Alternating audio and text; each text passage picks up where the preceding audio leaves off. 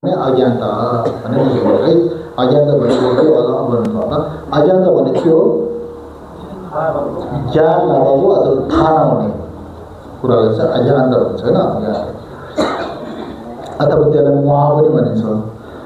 ती अज्ञानताको कारणले चाहिँ अनि हामी पोषमा पतन हुन्छ, पोषमा जन्मिन्छ। अब पोषमा के हुन्छ? पोषले थाहा हुँदैन नि त के राम्रो के नराम्रो, के सही के गलत भनेर छुटाउन सकिँदैन नि त हैन। पोषहरूले त्यस्तै हुन्छ भने अनि एकदमै कन्जुस लोभी भयो भने अनि प्रेममा इच्छामा जन्मिन्छ भन्छ हैन। प्रेम पनि धेरै प्रकारको प्रेमहरू छ फेरि हैन। चिम्नाने खाला जो पनि के छ हैन, ती कुराहरू छ। अब त्यस्तो खालको प्रेममा जन्म लिएर आउँछ भन्छ।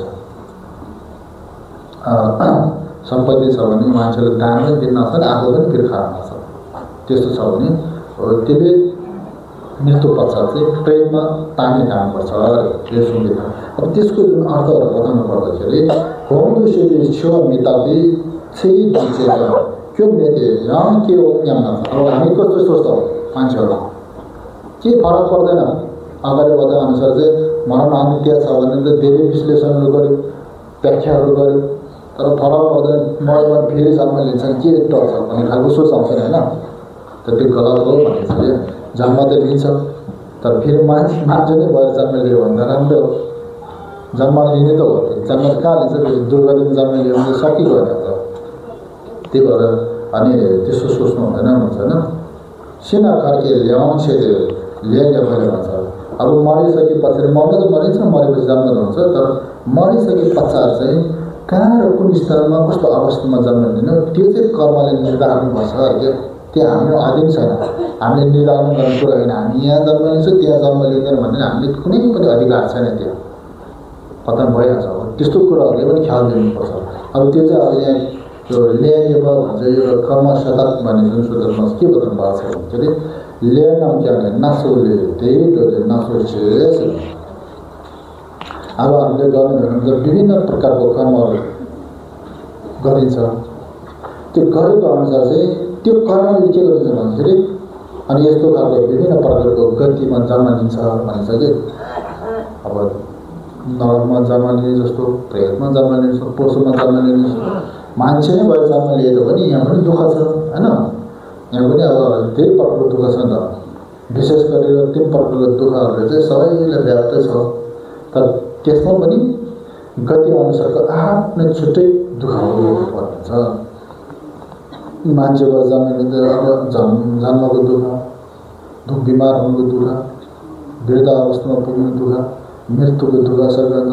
त्यसमा पनि अझै चाहेको कुराहरू प्राप्त नहुनुको दुःख, जे सोचेछ त्यसको उल्टो भयो भने दुःख, जे नहोस् भने चाहिँ त्यही भइदिने दुःख, शत्रु मन नपर्ने मान्छेसँग भेट हुनुको दुःख, मन पर्ने एकदम मिलनसार मित्रसँग बिछोड हुनु, वियोग हुनुको दुःख। अनि दुःखै दुःख छ यो। यी कुराहरू चाहिँ विभिन्न प्रकारको दुःखहरू हुनुपर्छ भन्नुभएको छ। त्यो चाहिँ केले गर्छ भन्दाखेरि न भगवानले नै तपाईँले प्रदान गरेको हो, न कुनै देवी देवता हो, न त कुनै भूत प्रेत हो। त्यो केले सृजना भयो भन्दाखेरि तपाईँले गरेको कर्मले गरेको थिएँ। त्यो भए मैले भगवानलाई नमानेको कारण भगवान दुष्ट गरेर न मलाई श्राप दिएको हो कि न भूत प्रेतले पो मलाई पिराउले गयो कि भन्ने हाम्रो सोच आउँछ होइन। ओहो मैले भगवानलाई यसो देवी देवताहरूले भाकल राखिदियो, त्यो भाकल पुरा नगरे पो हो कि भन्ने कुराहरू छ। त्यो सबै मिथ्या हो, त्यो केही पनि होइन। भगवानले चाहेर पनि तपाईँको दुःख दिन सक्ने खालको हुँदैन भन्दा त्यस्तो। तपाईँमा त्यो कर्म तपाईँले सञ्चय गरेको छैन भने कसैले दुःख दिने, कसैले सुख दिने भन्ने कुरा हुँदैन। त्यो तपाईँले गरेको कर्ममा निर्वाह हुनुपर्छ कि तपाईँले राम्रो कर्म गरेछ भने तपाईँले सुख पाउनु हो, तपाईँले नराम्रो कर्म गरेछ भने तपाईँले दुःख पाउनु हो।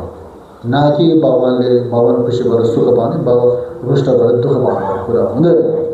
ती कुरालाई बुझ्नुपर्ने छ। तपाईँले सोचेको कार्यहरू सफल भयो भने तपाईँको पुण्य कमजोर भएको छ भने बुझ्नुपर्ने छ होइन। न यो खसी बक्क बोकेर मन्दिरतिर जानु त्यसले चाहिँ तपाईँको पुण्य घटाउँछ र सोचेको सबै कुरा पनि खतम भएको है। त्यसले गर्दा त्यस्तो कुराहरू लाग्नु हुँदैन भनेर निजे पेमा कार्गोले भन्छ। यो करोना जुन पुण्डारिका भन्ने सूत्रमा के भनिन्छ भने जिते लेदे जेवाले लेदे जुगाओ जिते लेदे जेवा लेदे जुगाओ सेम्जे नामे लेदे जेवा लेदे जुले जुवा लेदे रदे शाओ वो सोचो से सुंदर होता वो त्यो सूत्रमा जुन